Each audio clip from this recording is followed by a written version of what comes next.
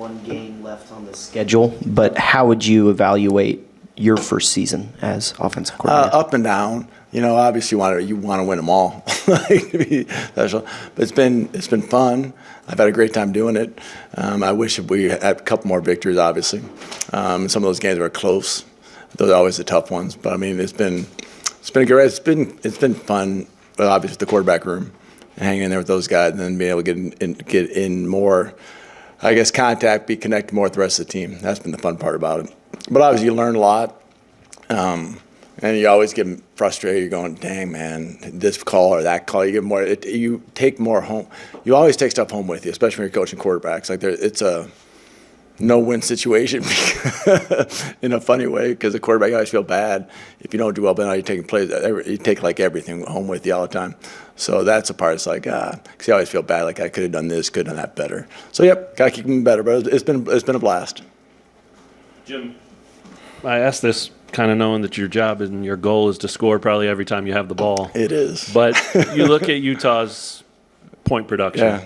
4 in a row over 45, only twice under 30 all year. Yeah. I mean, does that add to the way you think or game plan, thinking we got to score points in this one? Yeah, it's a great question, because you're like, what they're doing to a lot of people, and then you watch the K-State game, obviously, and you're going, gee, just keep going. And we got a little bit, I guess the only game they did was one game. We're in some hotel. I think we watched the Texas Tech game, which is probably one of their lowest scoring, right, potentially.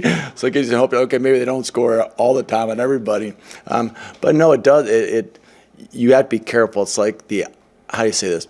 It's going to be a bad way to say it. It's kind of the opposite, like playing a military type team. They might get the ball out, they might keep scoring a lot. The military team won't score much, but it's still a concept of them doing something different, prolonging their drive. So you kind of say, you know what, you don't want to put too much pressure, you want to do too much differently, but you do know in the back of your mind, like, we need to score. Well, just like that Iowa State game. It was going to be a low possession game, but we knew that if they did, we got to score. So yeah, it's a little bit of thought. You know what's going on, be like, you know what, we're just going to keep doing what we're doing. And what you got a lot of seniors. Yes, but I was looking at that. I'm like, right. You know, but you don't know until you're like. Right.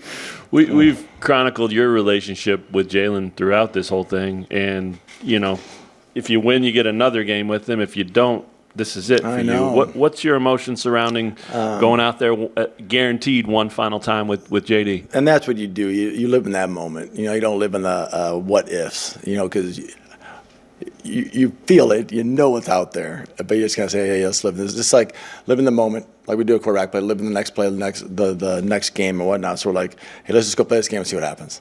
And obviously you'll be able to reflect afterwards. But the biggest thing for me is, like, I just want him to play to the best of his ability, have fun doing one more time here in the stadium. Hopefully one more game after that, obviously, but for the one more home game, and with him it's been special because how much he's meant to me personally, but obviously to the program itself, and he's done a great job helping put Kansas football on the map.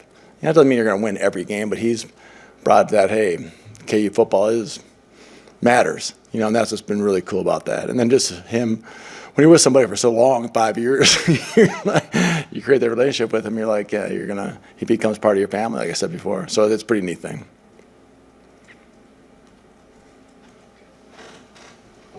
You mentioned watching the K-State game. Kansas State obviously had a lot of success in that game, being able to run the ball, and Kleiman mentioned A-gap power, et cetera. Is there anything that you can take from K-State's game plan where you can say, hey, there's maybe a little bit of this that we could maybe exploit as well? Yeah, just like you do from every game plan. There was unique. They had so many gashing runs. There's a couple of those. And it was like a missed tackle, a misfit. And the running backs did great. I mean, O-line was playing well, but the running backs did a great job of making that one guy miss or somebody happen. And then with all the man coverage they're playing, if you can get by that first level. So there's some thoughts going, hey, it gives you some hope. Like, okay, if we can get the interior blocked, be a gap scheme, be a power / gap scheme. So I'm saying we got a shot at that thing. So it does it opens up from there. Okay, there you go, some opportunities. Hopefully, potentially can work through that. Just like most games will give you some kind of feel. That was good. Just kind of say, okay, kind of gives you a little bit of help. On senior day, you Have some seniors on that offensive line who could help with that. When you look at Bryce Foster, Kobe Baines, Nolan playing quite a bit now as a tight end as well. What have you seen from those guys, and what's it been like now as offensive coordinator, kind of getting to continue to build a relationship from maybe a little bit different view than you did when you were in the quarterback room? You know what I've seen more from those guys is growth from a young man perspective. Is that a fair way to say it? That's what I've really seen, especially for a kid like Kobe. You know how much he's growing up. Growing up is a bad way to say it, but the maturity level of just him maturing and for lack of better words, and just becoming such a great kid. And I've been through some ups and downs and situations, stuff like that has been great.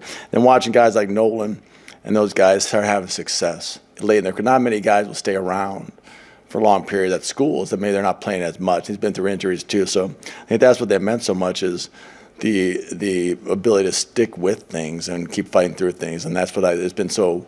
How do I say it? It's been so much fun seeing it and watching their successes. Anything else for Coach Zebrowski? All right. Thanks, everyone. Thanks. All right, happy.